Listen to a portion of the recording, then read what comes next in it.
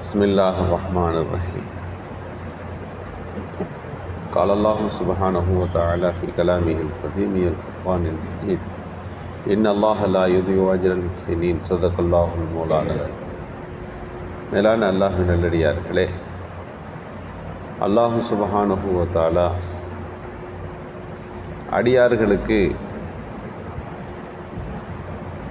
அவர்களுடைய அமல்களை விட அதிகமான கூலிகளை வழங்குகிறான்.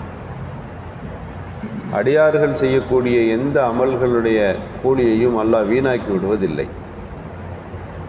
நம்மீது அல்லாஹ் கொண்டிருக்கக்கூடிய பெரிய கிருபை, நாம் செய்யக்கூடிய சின்ன சின்ன அமல்களுக்கும் கூட பெரிய பெரிய நன்மைகளை வழங்குகிறான். ஒன்று அமல் செய்தால் அந்த ஒரு நன்மைக்காக, ஒரு நல்ல செயலுக்காக வேண்டி 10 என்பதை நிர்ணயித்திருக்கிறான். அவருடைய இஹ்லாஸை கவனித்து அது 70ஆக, 700ஆக, 7000ஆக நன்மைகளை அல்லாஹ் தருகிறான். அப்படியானால் அல்லாஹ் நம் மீது எவ்வளவு பெரிய கிருபை கொண்டிருக்கிறான், உபகாரம் செய்திருக்கிறான் என்று நாம் யோசிக்க வேண்டும். ஒரு பாவத்திற்கு அந்த பாவம் மட்டுமே எழுதப்படுகிறது. நன்மையை செய்தால் ஒன்றுக்கு பல 100 மடங்கு எழுதப்படுகிறது. அதே போல ஒரு தீமையை நினைத்தால் பாவமாக எழுதுவதில்லை. தீமையை செய்தால் ஒன்றுக்கு 1. நன்மையை பாருங்கள், நன்மை செய்யணும்னு நினைக்கிறோம், செய்யக்கூட இல்லை, ஆனாலும் கூலி தருவான். ஒருவர் யோசிக்கின்றார், எனக்கு இவ்வளவு பணம் காசுகள் இருந்திருந்தால் நான் இவ்வளவு நன்மைகளை செய்திருப்பேன், சமுதாயத்திற்கு அதை செய்திருப்பேன், இதை செய்திருப்பேன், இந்த பிரச்சனையெல்லாம் ஒரு முடிவுக்கு கொண்டு வந்திருப்பேன், நம்ம கையில் மட்டும் அல்லாஹ் காசு கொடுத்துருந்தா இப்படி செஞ்சுருப்பேன்னு நினச்சார். அல்லாஹ் தஆலா அந்த மனிதனுக்கு அவருடைய எண்ணத்தின் காரணமாக அவரெல்லாம் என்ன செய்தால், எது இருந்தால் எதை செய்திருப்பேன் என்று சொன்னாரோ அந்த அமல்களுடைய கூலியை தருகிறான்.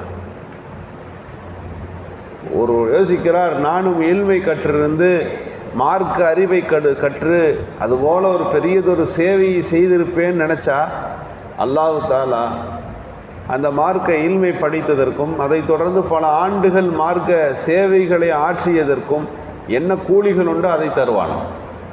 யோசித்து பாருங்கள், அல்லாஹ் தஆலா நாம் செய்கிறது சின்னது தான், சிறிய சிறிய அமல்கள் தான், அதற்கு நிறைவான கூலியை தருகிறான்.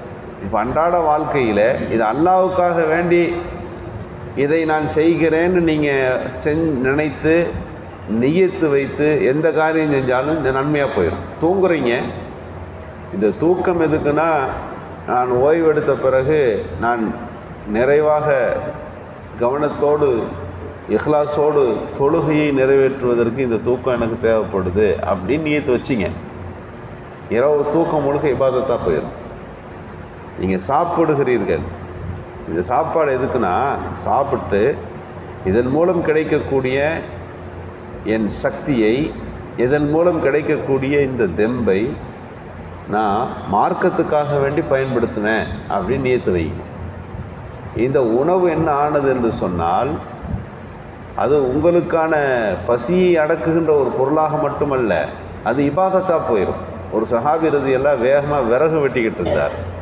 சஹாபிகள்லாம் சொன்னாங்க, இவர் சம்பாதிக்கிற விஷயத்தில் இவர் உடம்பை பயன்படுத்துகிறாரு, இதை கொண்டு போய் அல்லாஹ்வுடைய பாதையில் ஜிஹாதுக்கு பயன்படுத்தினா எவ்வளோ பெரிய கூலி கிடைக்கும், அல்லாஹ்வுடைய பாதையில் இவர் அந்த உழைப்பை செயல்படுத்தினா அப்படின்னு பேசிக்கிட்டு இருந்தாங்க. இப்போ ரசூலுல்லாஹி ஸல்லல்லாஹு அலைஹி வஸல்லம் சொன்னாங்க, இல்லை, தன்னுடைய மனைவி மக்களை காப்பதும் தீன் தான், கடன் இல்லாமல் இருப்பதும் தீன் தான், இதுபோல் தன்னுடைய தேவைகளை நிறைவு செய்வதற்காக வேண்டி இவர் நியத்து செய்து உழைத்து கொண்டிருந்தால் அந்த உழைப்பும் வருமானமும் அதுவும் இபாதத்து தான் என்று குறிப்பிட்டார். இங்கே நாம் கவனிக்க வேண்டும், எதுவெல்லாம் நன்மைக்குரியதாக இந்த மார்க்கத்தில் மாற்றப்படுகிறது. அல்லாஹ் அவ்வளோ பெரிய பேருபகாரி. அல்லாஹ்விற்காக வேண்டி நீங்கள் ஒன்றை செய்து விட்டால் அல்லாஹ் அதற்கு நிறைவான கூலிகளை நமக்கு தருகிறான். நம்ம செஞ்சது ஒன்று தான், அல்லாஹ் தஆலா நன்மை செய்ய நினைக்கிறேன் என்று சொன்னாலும் அதை அதிகப்படியாக நமக்கு தருவான். சுலைமான் அலைஹிஸ்ஸலாம் குதிரையை வாங்கி பார்க்கும்போது அசர் தொழுகை போயிடுச்சு, இது அல்லாஹ்வுடைய சிந்தனையை கெடுத்துருச்சு. இனிமேல் நான் குதிரையில் போக மாட்டேன்னு நியத்து வைக்கிறாங்க. குதிரையே எனக்கு வேண்டாம் அப்படின்னு சொல்லி அதெல்லாம் ஒதுக்கினோடனே அல்லாஹ்வுடைய உபகாரம் என்னென்னா, அல்லாஹ்வுக்கான நீங்கள் ஒன்று செஞ்சீங்கன்னா அல்லாஹ் அதுக்கு ரிட்டர்ன் கொடுப்பான். அது அவனுடைய நியதி. அது அல்லாஹ் காற்றை வசப்படுத்தி கொடுத்தான். காற்று என்ன செய்தது? அவர்களை காலை பொழுதில் அவர்களை பல மாத தூரங்கள் அவர்களை சுமந்து போனது. எதை நினைத்தும் அவர்கள் வருத்தப்படவில்லை. காற்றை வைத்து அவர்கள் உலகத்தையே வசப்படுத்தினார்கள் என்றெல்லாம் அவர்களுடைய செய்திக்கு பின்னணியில் அல்லாஹ்வுக்காக வேண்டி அந்த குதிரை விட்டனால அல்லாஹ் காற்றை கொடுத்துட்டான், காற்றை அவர்களுக்கு வசப்படுத்தி கொடுத்தான் என்று நமக்கு விளக்கம் சொல்வார். ஒருவர் நடந்து போய் கொண்டிருந்தார். வானத்தில் ஒரு சத்தம் கேட்குது.